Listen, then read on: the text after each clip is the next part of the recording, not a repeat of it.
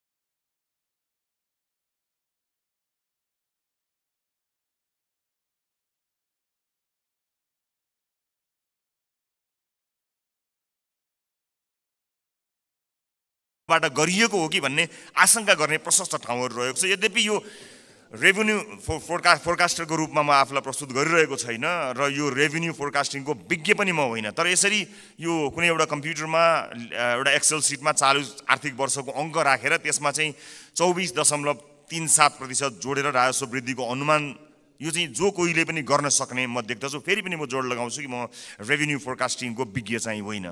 यस्तो हचुवाको भरमा अनुमानित बजेट प्रस्तुत गर्नलाई विद्वान अर्थमन्त्री अथवा विद्वान अर्थ मन्त्रालयका उच्च पदस्थ अधिकारीहरूको आवश्यकता पर्दैन भन्नका लागि चाहिँ रेभिन्यू फोरकास्टर हुनु पर्दैन भन्ने मलाई लाग्दछ। सभामुख महोदय, मैले नेपालको विगत केही वर्षको राजस्व, कर र गैर करका वृद्धि दर पनि हेरेको छु, जसमा कुनै पनि वर्ष हाम्रो राजस्वको वृद्धि दर, करको वृद्धि दर र गैर करको वृद्धि दर समान छँदै छैन। सभामुख महोदय, बजेट निर्माण प्रक्रियामा राजस्वको अनुमान नै यस्तो प्रमुख आधार स्तम्भ हो जसको आधारमा विभिन्न क्षेत्रमा गरिने खर्च तय गरिन्छ। चालु आर्थिक वर्षको प्रक्षेपित राजस्व करिब 14 खर्ब उठ्न नसक्ने भई संशोधित अनुमान करिब 11 खर्बमा झार्नु परेको यो विषम अवस्थामा अर्थमन्त्रीज्यूले आगामी आर्थिक वर्षको बजेट प्रस्तुत गरिरहँदा जम्मा राजस्वको करिब 93% भन्दा बढी उठ्ने अनुमान गरिएको राजस्वका शीर्षकहरूबाट प्राप्त हुने राजस्वको वृद्धि दर एउटै 24.37% हुने अनौठो अनुमानले हामीलाई कहाँ पुर्याउने हो भन्ने एउटा ठूलो प्रश्न खडा भएको छ। चालु आर्थिक वर्षमा लक्ष्य अनुसार राजस्व सङ्कलन हुन नसक्दाको परिणाम स्थानीय तहमा हस्तान्तरण हुने समानीकरण अनुदानको 50% कटौती गर्ने अवस्थामा सरकार पुगेको सर्वविदितै छ। यस्तो हचुवाको भरमा प्रक्षेपण गरिएको राजस्वमा आधारित आगामी वर्षको बजेटले हामीलाई यो मुलुकलाई कहाँ पुर्याउने हो ठूलो प्रश्न खडा भएको छ। राष्ट्रको ढुकुटीमा सङ्कलन हुने अनुमान हचुवाको भरमा भएको बजेटमा आधारित खर्चका कार्यक्रमहरू कसरी विश्वासिला हुन सक्छन्? सभामुख महोदय, मेरा पार्टीका मान्य सदस्यहरूले बजेटका कार्यक्रमको बारेमा पनि आफ्नो मन्तव्य राखिरहँदा हाम्रो पार्टीको धारणा पनि राख्नुभएकै छ र म पुनः दोहोऱ्याउँदै यो गरिमामय सदनको समय बर्बाद गर्नतिर लाग्दिनँ। तसर्थ सम्माननीय सभामुख महोदय मार्फत हाम्रा विद्वान अर्थमन्त्रीज्यूलाई विश्वमा इमान्दार, मेहनती र कर्तव्यनिष्ठ भनी पहिचान बनाएका सम्पूर्ण नेपाली आमा बुवा दाजुभाइ तथा दिदीबहिनीहरूको जनप्रतिनिधिको हैसियतले केही प्रश्नहरू राख्न चाहन्छु। 1, कर र गैर करलाई प्रभाव पार्ने विषयवस्तु र क्षेत्र फरक हुन्छन् भने एउटै दरमा वृद्धि कसरी सम्भव हुन्छ? 2, कुल राजस्व र कर वृद्धिको दर एउटै कसरी हुन्छ? 3, कुल राजस्व र गैर करको वृद्धि एउटै कसरी हुन्छ? 4, अझै उदेक लाग्दो चाहिँ कर र गैर कर जसको आधार र प्रकृति बिल्कुल भिन्न हुन्छ, यिनीहरूको वृद्धि दर कसरी एउटै हुन्छ? मेरो प्रश्न। 5, करका विभिन्न स्रोतहरूको वृद्धि दर फेरि एउटै कसरी हुन्छ? 6, राजस्वका 90 शीर्षकहरूमध्ये 68 वटा शीर्षकहरूबाट प्राप्त हुने राजस्वको वृद्धि दर एउटै कसरी हुन्छ? यी प्रश्नहरूले यस्तो हचुवाको भरमा प्रक्षेपित राजस्वको आधारमा खर्च गर्न बजेटमा प्रस्ताव गरिएका विभिन्न कार्यक्रमहरूको बारेमा छलफल र टीका टिप्पणी गर्नुको कुनै औचित्य छ कि छैन भन्ने कुरा खडा गरेको छ सभामुख महोदय। झोलामा कति पैसा आउँछ भन्ने हचुवाका भरमा गरिएको अनुमानबाट गरिने खर्चका बारेमा छलफल गरेर गरिब जनताबाट सङ्कलन गरिएको राजस्व दुरुपयोग गर्नु कति उपयुक्त हुन्छ, यो पनि एउटा प्रश्न भएको छ। सम्मानित सभामुख महोदय, अर्थमन्त्रीज्यूले भर्खरै उठाएका प्रश्नहरूका सम्बन्धमा नेपाली जनतालाई स्पष्ट पार्नु हुनेछ भन्ने मैले आशा लिएको छु।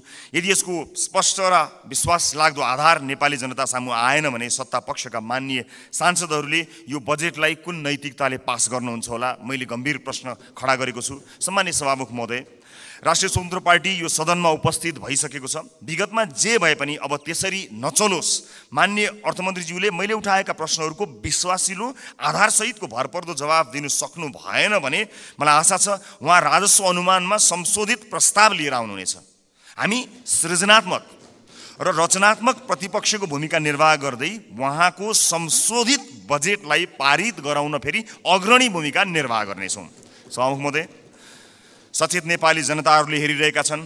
बहुमतको आधारमा यस्तो हचुवाको भरमा अनुमान गरिएको राजस्वमा आधारित बजेटलाई पास गरेर अघि जाने हो भने यसको जिम्मेवारी पास गर्नुहुने सम्पूर्ण माननीयज्यूहरूले लिनुपर्नेछ। गल्ती हुन सक्छन्, त्यसलाई सच्याएर अघि बढ्नु इमान्दारिता र महानता हो। भएको गल्तीलाई सच्याउन सत्तापक्ष र प्रतिपक्ष नभई हामी कुनै अर्को पक्ष भइराख्नु पर्ने छैन, एकै ठाउँमा उभिन सकिन्छ। यो राष्ट्रले जित्ने कुरा भएको हुनाले परम्पराको नाममा बहुमतले पेलेर जाने मनस्थिति बनाइयो भने त्यसको परिणाम अवश्य पनि यो देशले भोग्नुपर्नेछ, सत्तापक्ष या विपक्षले भोग्नुपर्ने छैन। त्यसैले मान्य सदस्यहरूले तथ्यमा आधारित भएर आफ्ना विवेक प्रयोग गर्नुहुनेछ भन्ने कुरामा मैले आशा राखेको छु र एउटा आशंका उब्जिएको छ। म सभामुख मार्फत मान्य अर्थमन्त्रीज्यूलाई सोध्न चाहन्छु, स्पष्ट पारिदिनु होला कि यसपटकको विकास बजेट डडेलधुरामा कति पार्नु भएको छ, नुवाकोटमा कति पार्नु भएको छ, गोर्खामा कति पार्नु भएको छ? एउटा गम्भीर प्रश्न खडा भएको छ। सुनिए अनुसार र केही डाटाहरू सार्वजनिक भए भन्दा अगाडै यसको तथ्य जाँच गर्नु अगाडिको आशंकाको प्रश्न हो मेरो।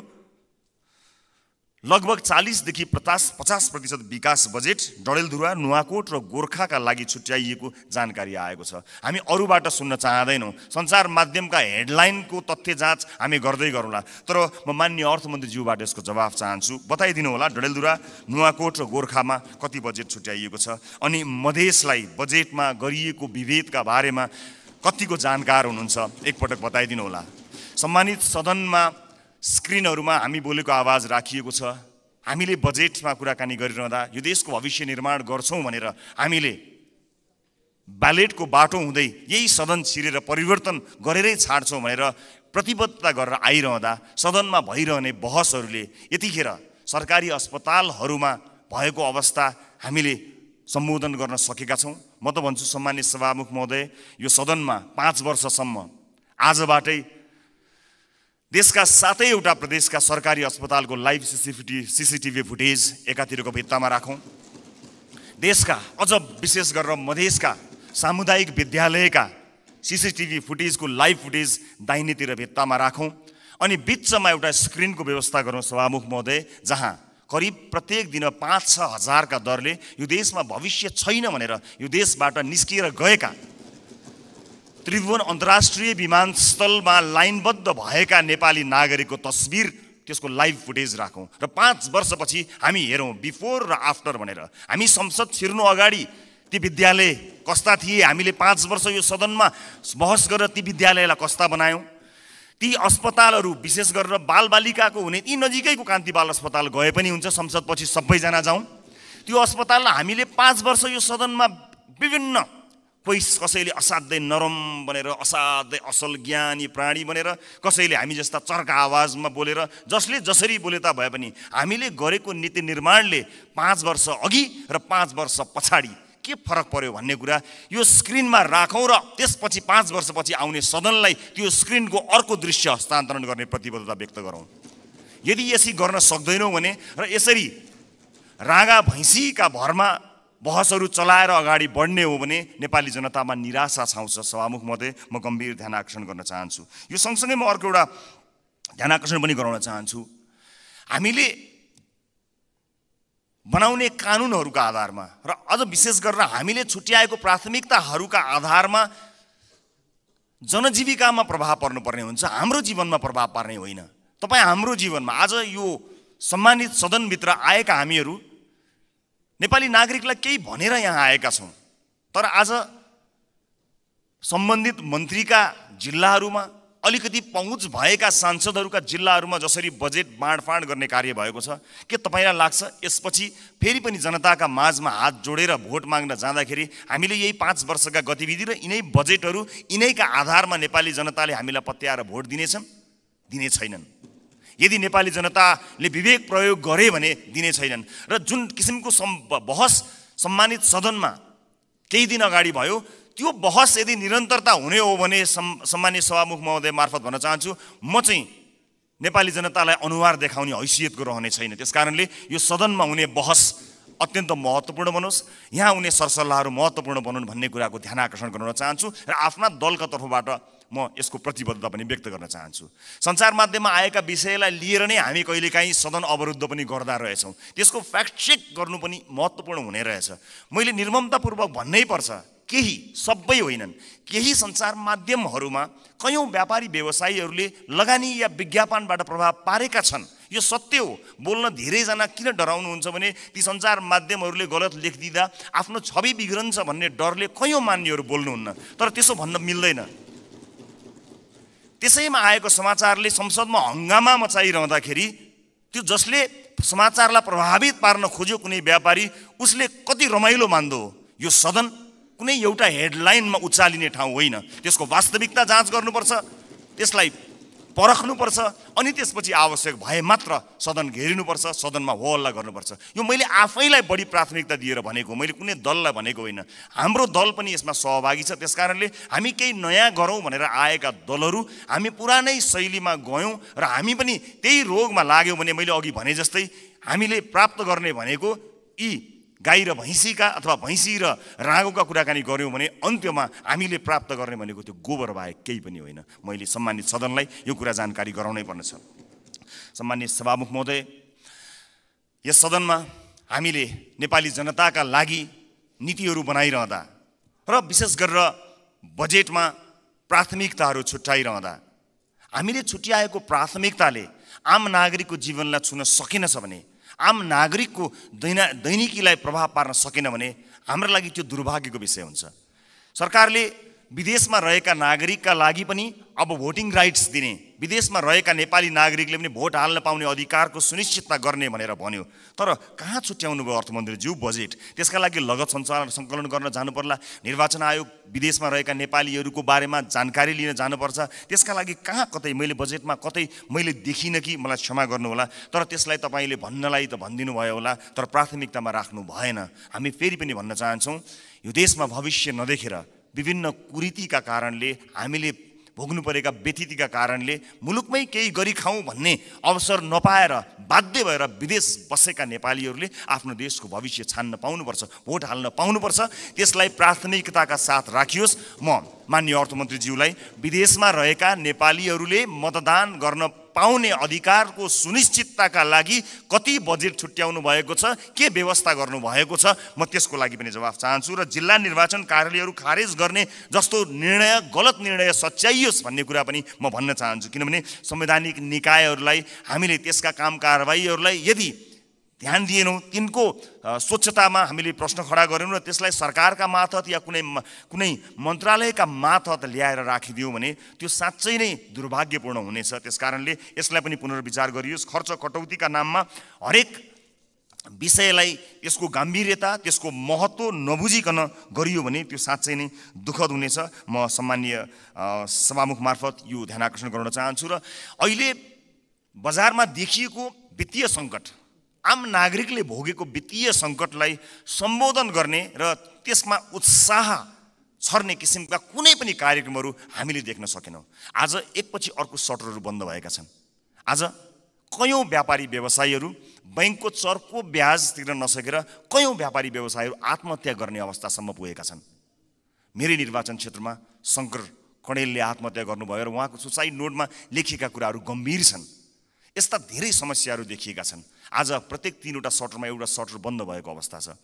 आज सहकारीहरूका कारणले गर्दाखेरि जुन किसिमको बिल्लीबाट मानिसहरूको भएको छ, त्यसलाई सरकारले गम्भीरतापूर्वक सम्बोधन नगर्ने भयो भने धेरै मानिसहरू सडकमा आउन बाध्य भएका हुन्छन् र बेवस भएर यो मुलुक छोडेर विदेशमा रोजगारीका लागि जानुपर्ने अवस्था सिर्जना हुन्छ। अनि विदेशमा रोजगारीका लागि जानु पर्दाखेरि विदेशमा भएका हाम्रा राजदूतावासहरूको संयन्त्रले लाखौँको सङ्ख्यामा भएका नेपाली नागरिकहरूलाई सम्बोधन गर्नै सक्दैन। यहाँ केही गरौँ भन्दा गर्न पाएका छैनन्। देशै छोडेर जाँदा परदेशमा पनि दुःख पाएर बसेका छन्। मुलुकको समाजको वास्तविक समस्यासँग हाम्रो नीति, हाम्रो बजेट, हाम्रो कार्यक्रम कसरी अलग हुन सक्छ? सभामुख महोदय, समाजको चरित्रभन्दा, समाजले भोगेको पीडाभन्दा हामीले यहाँ गर्ने डिस्कसन, तपाईँ हामीले गर्ने संवाद कसरी फरक हुन सक्छ? सभामुख महोदय, समाजले भोगेको पीडालाई मलम लगाउन नसक्ने गरी हामीले गर्ने संवादको के अर्थ हुन्छ? सभामुख महोदय, त्यसकारणले म विनम्रतापूर्वक अनुरोध गर्न चाहन्छु सभामुख महोदय मार्फत कि नेपाली जनताको पीडालाई, नेपाली जनताले आज भोगेका समस्याहरूलाई त्यसलाई महसुस गरेर, त्यसलाई लिपिबद्ध गरेर हामीले बजेटमा ध्यान दिनुपर्छ। र अन्त्यमा आगामी वर्षका लागि हामीले यसो गर्न सक्छौँ कि सानो एउटा सुझावसहित म बिदा माग्छु। बजेट बन्नुभन्दा 4-5 महिना अगाडि हरेक राजनीतिक दलका अझ विषयविज्ञहरू छन् भने उनीहरूलाई सहभागी गराएर प्राथमिकताका क्षेत्रहरू छुट्याउँ। कुनै पनि राजनीतिक दलले भोट माग्दाखेरि शिक्षा गुणस्तरीय र स्वास्थ्य आम नागरिकको पहुँचमा भनेर हामीले भोट मागेका हौँ नि। हाम्रो घोषणापत्रमा, हाम्रा वाचापत्रमा बाकाइदा लेखिएको छ नि। नेपालको संविधानले पनि त्यो अधिकारलाई सुरक्षित गरेको छ नि। भनेपछि के सत्ता पक्ष के विपक्ष कसैको विमति होला र? हामीले कस्तो शिक्षा नीति बनाउने? आउनुहोस् सबै राजनीतिक दलका साथीहरू एक ठाउँमा उभियौँ र एउटा साझा शिक्षा नीति सरकारलाई हामीले रेकमेन्ड गरौँ। किनकि तपाईँले भोट माग्दा पनि नेपाली जनतालाई राम्रो शिक्षा दिन्छु भन्नुभएको हो, मैले भोट माग्दा पनि नेपाली जनतालाई राम्रो शिक्षा दिन्छु भनेको हो। अनि यहाँ राजनीति कसरी भयो? तपाईँको जिल्लाका बाटोहरूमा भोट हालेपछि अब तपाईँ या कुनै नेताको जिल्ला अथवा गाउँठाउँमा बाटो पुर्याएर भोट माग्ने दिनको त अब अन्त्य गर्नुपर्छ। हजुर सिङ्गो देशलाई हेर्नुपर्छ। अब त त्यसरी चल्दैन बाँडेर। यो नागरिकको स्वास्थ्यका लागि आवश्यक पर्ने हेल्थ केयर बिल कस्तो हुनुपर्छ? सबै राजनीतिक दलका 101 छानेर एक ठाउँमा बसौँ बजेट बन्नुभन्दा करिब 4-5 महिना अगाडि र हामी साझा अवधारणा बनाऊ र त्यसमा एउटा कमन कमिटमेन्ट गरौँ। त्यसलाई सरकारको शिक्षा नीति बनाऊ। कोही विपक्षमा हुने छैनन् किनकि सबैको अपनत्व हुनेछ। त्यसै गरी स्वास्थ्यका विषयमा कुराकानी गरौँ, अफोर्डेबल हेल्थ केयरका बारेमा हामी कुराकानी गरौँ र सबै दलका माननीयहरू अझ विषयविज्ञहरूलाई राखेर र आवश्यक परे नागरिक समाजबाट पनि विषयमा विज्ञता हासिल गरेका मानिसहरूलाई ल्याएर यो देशको स्वास्थ्य नीति कस्तो हुन्छ भन्ने कुरामा बहस गरौँ। 5 महिना अगाडि बहस गरौँ र त्यस बहसबाट निस्किएको निष्कर्ष, चाहे त्यो मुखमा त्यो निष्कर्ष निस्किएको भोलिपल्ट सरकार ढलोस्, जसुकैको सरकार बनोस्, सत्ता पक्ष प्रतिपक्ष बनोस्, प्रतिपक्ष सत्ता पक्ष बनोस्, तर त्यो नीति फेल हुनु भएन। यदि नेपाली जनतालाई हामीले हृदयमा राखेका हौँ, साँच्चै नै यो देशको मुहार फेर्नका लागि यहाँ आएका हौँ भने यो काम गरौँ। होइन आफ्नो र आफ्नाका मुहार फेर्न आएको हो भने यसै गरी चलाउँ, 5 वर्ष बिताउँ, तर हामी चाहिँ अनुहार देखाउन लायकका हुने छैनौँ। देशको मुहार जस्ताको तस्तै, तर राजनीतिज्ञको मुहार कति धेरै चम्किलो भएको छ हेर्नुहोस् त। किनकि हामीले जनताका मुद्दालाई चुनावका बेलामा मात्र सम्झ्यौँ, चुनाव पछाडि बिर्स्यौँ। म सम्पूर्ण माननीय सदस्यहरूलाई, सत्तापक्ष प्रतिपक्ष जहाँ रहनु भएको छ, म सबैलाई विनम्रतापूर्वक अनुरोध गर्न चाहन्छु। नागरिकता विधेयकमा पनि हामीले भन्न खोजेको त्यही हो। ओनरसिप यहाँ छलफल हुन पाएको भए सम्भवतः त्यसमा भएका बुँदाहरूमा अथवा छुटेका विषयहरूमा छलफल गर्न सकिन्थ्यो। यहाँ भएका कुनै पनि दलका मान्य सदस्यहरूले नेपाली नागरिकले नागरिकताबाट वञ्चित हुन परोस् भन्ने कुरामा मत हाल्नै सक्नुहुन्न। कसले सक्नुहुन्छ र? विमति कसैको पनि हुने छैनन्। तर सबैले अपनत्व महसुस गरी सही ढङ्ग र सही बाटोमा आएको भए अहिले सम्भवतः सम्मानित अदालतमा गएर त्यो अड्किने थिएन। अनि त्यसको दोष केही दलहरूले लिनु परेको छ, वास्तवमा होइन। नेपाली नागरिकले नागरिकता प्राप्त गर्नुपर्छ भन्ने कुराको विरोधमा, त्यसको विपक्षमा कोही पनि नेपाली हुनै सक्दैन। तर त्यसभित्रको अन्तर्वस्तुमा पछिसम्मलाई सोचेर संवेदनशील विषयहरूमा यो सदन जहाँ नयाँ माननीयहरू र नयाँ राजनीतिक दलका रूपमा हामी पनि आएका छौँ, हामी पनि यसमा सहभागी हुन चाहन्छौँ अनि हामी पनि यो छलफलमा सहभागी हुन चाहन्छौँ, अन्तर्वस्तुमा कुराकानी गर्न चाहन्छौँ र त्यो विधेयकले छुटाएका तर महत्त्वपूर्ण विषयमा हामी योगदान दिन चाहन्छौँ र इतिहासलाई त्यो दस्तावेजमा हामी पनि सही साक्षी हौँ भनेर भन्न चाहन्छौँ। हामी पक्षमा छौँ। हामी जन्मसिद्ध नेपाली नागरिकहरूले नागरिकता पाउनुपर्छ भन्ने कुराको पक्षमा छौँ। हामी सम्पूर्ण योग्य नेपाली नागरिकहरूले नागरिकता पाउनुपर्छ भन्ने कुराको पक्षमा छौँ। हामी त्यो बहसमा सहभागी हुन चाहन्छौँ र पछिसम्म यो मुलुकलाई हित हुने विषयमा सहभागी मात्र हुन चाहन्छौँ। सम्मानित सदनमा आज मैले यति कुराहरू राखेँ। मलाई विश्वास छ हामीले गरेका बहसहरू केवल बहसका लागि होइनन्। हामीले भनेका यी शब्दहरू, हामीले प्रकट गरेका हाम्रा धारणाहरू केवल यतिकै एउटा धारणा राख्नलाई गरिएका विषयवस्तु होइनन्।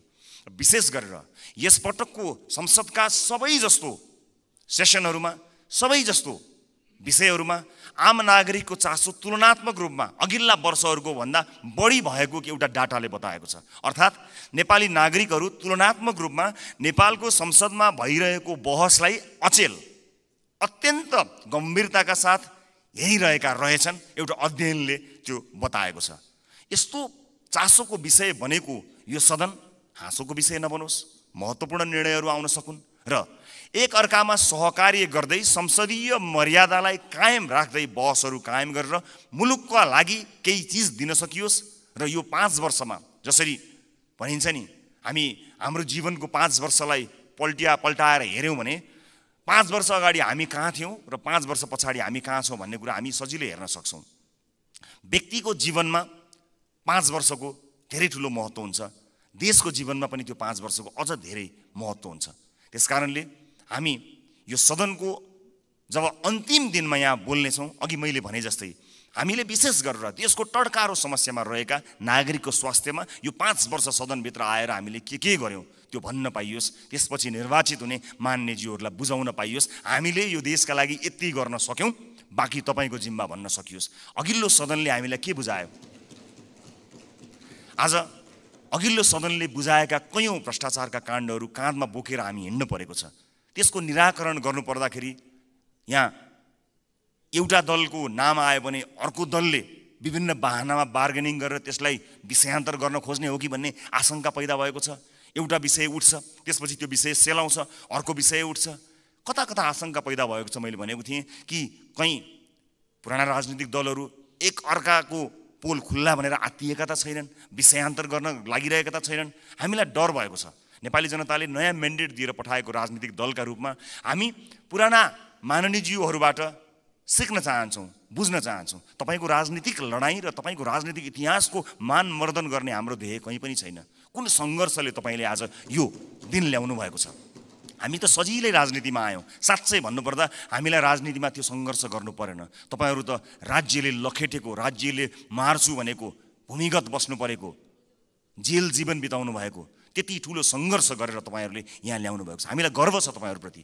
तर गर्व गर्न लायक, तपाईँको इतिहासमा गर्व गर्न लायक वर्तमान भइदियोस् भन्ने मात्र हाम्रो चाहना हो। एक अर्काप्रतिको वैमनस्यता, एक अर्काप्रतिको तिक्तता सम्मानित सदनमा तपाईँहरू पुखिरहँदा हामी के हेर्ने, मुस्कुराउने कि ताली पड्काउने कि ढ्याप गर्ने कि मुख छोप्ने, त्यस्तो अवस्था हामीलाई सृजना नगरिदिनु होला। किनकि नेपालको राजनीतिमा तपाईँले दिनुभएको योगदानको हामी कदर गर्न चाहन्छौँ। हामी त्यो पुस्ता बन्न चाहन्छौँ जो अघिल्लो पुस्ताले गरेको राजनीतिक योगदानको उच्च मूल्याङ्कन गर्न सकोस्। तर सम्मानित सदनमा एउटा पार्लिमेन्टको डिग्निटीलाई नै हल्लाइदिने किसिमका गतिविधि हुँदाखेरि कता कता हामीलाई पनि त्यो रोग सरे जस्तो पनि कहीँ दिनमा भयो। हामी त्यो रोग सार्न चाहन्नौँ मान्यज्यूहरू, हामी त्यो रोग सार्न नै चाहन्नौँ। हामी तपाईँलाई त्यही सम्मानित स्थानमा राख्न चाहन्छौँ जुन सम्मानको तपाईँहरू लायक हुनुहुन्छ। हामी नयाँ पुस्ताका राजनीतिज्ञहरूलाई तपाईँहरूले एउटा यस्तो संस्कारको विकास गरिदिनुहोस्, एउटा यस्तो संस्कार दिनुहोस् ताकि हामी भोलि पनि गर्व गर्न सकौँ कि हामीले यो तपाईँबाट सिकेका हौँ। हामीले नेपाली कङ्ग्रेसबाट सिक्यौँ, हामीले नेकपा एमालेबाट सिक्यौँ, हामीले नेकपा माओवादीबाट सिक्यौँ भनेर हामीले भन्न सकौँ, मधेसवादी दलहरूबाट सिक्यौँ, जसपाबाट सिक्यौँ भन्न सकौँ, हामीले नेताहरूको नाम लिएर भन्न सकौँ यी नेताहरूबाट हामीले सिकेको हो नि भन्न सकौँ। तर हामीले, माफ गर्नु होला, म क्षमा चाहन्छु, पछिल्ला केही गतिविधिहरूलाई हेर्दा हामीले चाहिँ उल्टो कुरा सिक्छौँ कि हामीलाई पो त्यो रोग सर्छ कि भन्ने डर पैदा भएको छ। म सभामुख मार्फत सम्मानित सदनलाई यति भन्न चाहन्छु कि नीति कार्यक्रमहरू बन्दा, कानुनहरू बन्दा र बजेटहरू बन्दा नेपाली जनतालाई मूलधारमा राखियोस्, देशको वर्तमान समस्यालाई मूलधारमा राखियोस्। वैदेशिक रोजगारीले गाँजेको यो देश यसका मूल समस्याहरूलाई मध्यनजर नराखिकन त्यसलाई नजरअन्दाज गरेर आँखा चिम्लिएर कहीँ पनि पुग्न सकिँदैन। त्यसकारणले नागरिकको स्वास्थ्य, नागरिकको शिक्षा र सामाजिक न्यायका पक्षमा उभिन सक्ने बनोस् बजेट, यही भन्न चाहन्छु। र म जाँदा जाँदै सभामुख महोदय, मैले अघि एउटै दर रेट भएको यो डकुमेन्ट म शीर्ष नेताहरूलाई म उपलब्ध गराउन चाहन्छु। यसले देखाउनेछ 24.37% जुन मैले डाटा प्रस्तुत गरेँ त्यो म अझ स्पष्ट हुने गरी एक-एकवटा प्रमुख राजनीतिक दल र अर्थमन्त्रीज्यूलाई जाँदा जाँदै हस्तान्तरण गर्नेछु। हस्, धन्यवाद, नमस्कार।